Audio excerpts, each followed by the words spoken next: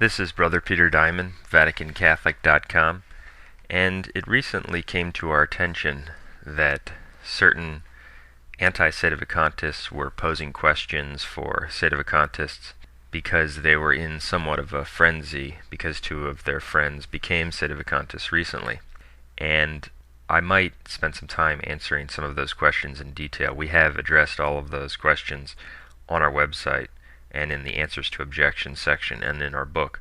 But I want to pose a few questions for the Anti-Sedevacantists, and I'd like them to address a few things which, frankly, they usually ignore. My first question to them is, can a Catholic esteem false religions? And do the Vatican II anti-popes, whom you would call popes, esteem false religions? Okay, can a Catholic do that? And do they do that? Religions which reject Jesus Christ and a host of Catholic dogmas. Religions such as Islam, which the Church has declared, Pope Eugene IV, Pope Calixtus III, declared that Islam is an abomination and diabolical. Can one be a Catholic and esteem religions which the Church has declared to be diabolical and abominable? My next question is, are anti-Catholic Protestants heretics? And this is an important question because I had a debate, and it's quite a revealing debate. We encourage people to listen to it. And in the debate, it was shown that he doesn't even believe that anti-Catholic Protestants are heretics. That's the logical conclusion of his completely false and un-Catholic teaching on when someone becomes a heretic and when someone can be considered a heretic.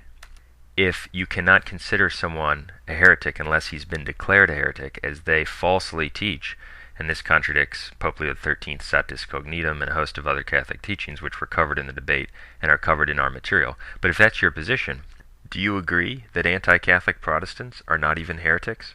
People who spend their lives studying Catholic teaching to attack it. For example, James White, is he a heretic? And if he is, by what authority do you say he's a heretic?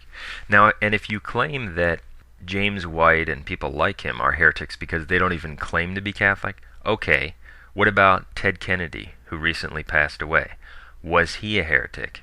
And if he was, the pro-abortion, pro-gay, quote, marriage politician, if he was a heretic, by what authority do you say that he was a heretic? And if he's not a heretic, how can a Catholic who must reject abortion be in a communion of faith with someone who is obstinately pro-abortion? It's a dogma that all in the Church have the same faith. How does that not make a mockery out of the dogma that the Church is one in faith, that all in the Church have one faith, that there is an external unity of faith? And we could extend the same question to countless individuals who claim to be Catholic but reject Catholic teaching on a host of issues, the Eucharistic presence, salvation outside the Church, etc. And so, was Ted Kennedy a heretic? Likewise, is Joe Biden a heretic? Yes or no? And by what authority do you say he is if he is a heretic in your view? How do you make that judgment? My next question is, can one be a Catholic if one holds that the Eastern so-called Orthodox bishops who reject Vatican I, the papacy and papal infallibility, are in the Church of Christ? Can one be a Catholic if one regards them as in the Church of Christ? If the answer is no, how do you regard Benedict XVI as Catholic? Because he says they're in the Church of Christ over and over again and praises them constantly, almost weekly or bi-weekly. If you say yes, that they are in the Church, and you agree with Anti-Pope Benedict XVI, how then is the papacy a binding article of faith? Because Vatican I said that no one can deviate from this truth, the truth of the papacy defined by Vatican I, and keep his faith and salvation. And it's also a dogma that you must have the faith to be in the Church. So if they're in the Church, then you would have to agree the papacy is not really a binding article of faith. It's not something you have to accept to be in the Church. It's something you can reject, like the Orthodox, and remain in the Church. Explain your views.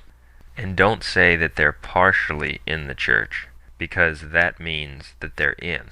And therefore you'd have to say that one can reject the papacy and be in the Church, and therefore the conclusion will be that the papacy is not a binding article of faith to be in the Church, or even as Benedict XVI calls them, pastors in the Church of Christ. The next question is, does the Catholic Church teach that non-Catholics may lawfully receive Holy Communion? Yes or no? If yes, because that's what Vatican II says, that's what the New Catechism says, that's what the New Code of Canon Law says, that's what John Paul II's encyclicals say, then how is that compatible with the previous papal teaching, which declared that this is a mortally sinful notion, because he who eats the lamb outside the house has profaned, as Pius IX says, Pius VIII says, Gregory XVI says, based on Pope Eugene IV at the Council of Florence, who declared that the sacraments do not profit unto salvation those who are outside the body, or who don't have the faith in totality. How can a real pope promulgate something that the Church has condemned authoritatively? My next question is, it's somewhat related to one of the ones I previously mentioned. Does Benedict XVI believe that Protestants and the Eastern Orthodox must accept Vatican I under pain of heresy and schism and separation from the Church? And the answer is no, but answer that question, and if not, why do you even quote Vatican I? Why do you even try to bind it upon others when you are defending a man who holds that it's not binding? Why do you even quote Matthew 16 and what you think Vatican I says about the perpetuity of the papal office when Benedict XVI doesn't even believe in Matthew 16? That's the whole reason he's not the Pope, or one of the main reasons. He holds that Matthew 16 isn't even binding.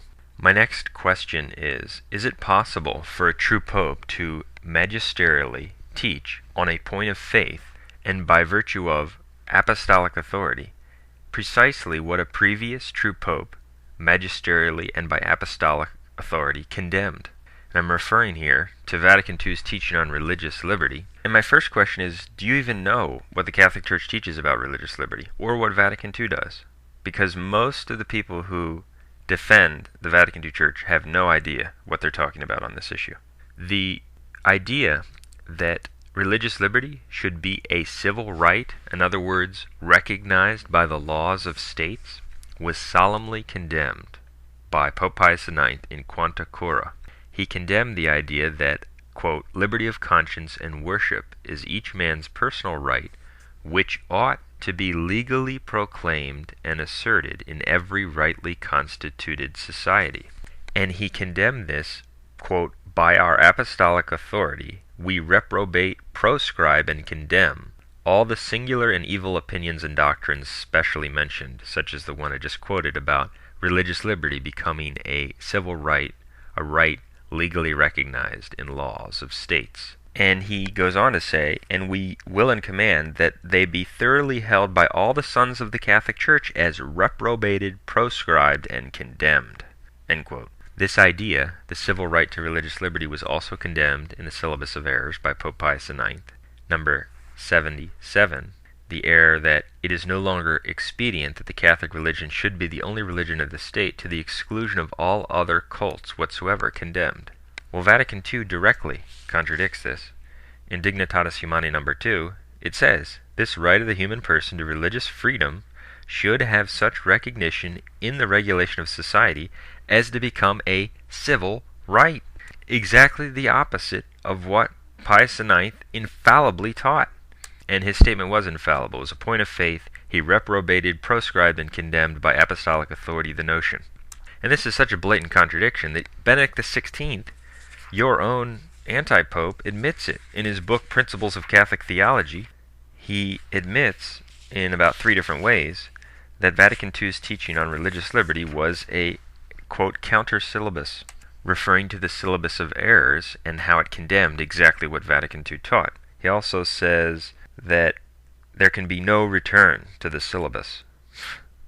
And if that weren't enough to prove that the two are blatantly contradictory, the laws in Catholic Spain, for example, were changed after Vatican II. Before Vatican II, the only ceremonies and other open manifestations of religion were Catholic. Those were the only ones that were allowed. But after Vatican II, the state assumed, quote, the protection of religious liberty, and specifically admitted that it was changing its law to adapt its laws to the declaration of Vatican II on religious liberty. So precisely because of Vatican II's teaching on religious liberty, the laws in Catholic Spain on religious liberty were changed to allow the public practice of evil religions. And so how can a true pope authoritatively teach by, quote, apostolic authority at a so-called ecumenical council exactly what a true pope by apostolic authority solemnly condemned and commanded that all the sons of the Catholic Church hold as reprobated and condemned? How is that possible? It's not. Paul VI wasn't a pope. And do not try to respond to this question by bringing up the issue, as others have tried to do, that Pope Leo XIII taught that the unbaptized aren't to be coerced or forced to believe.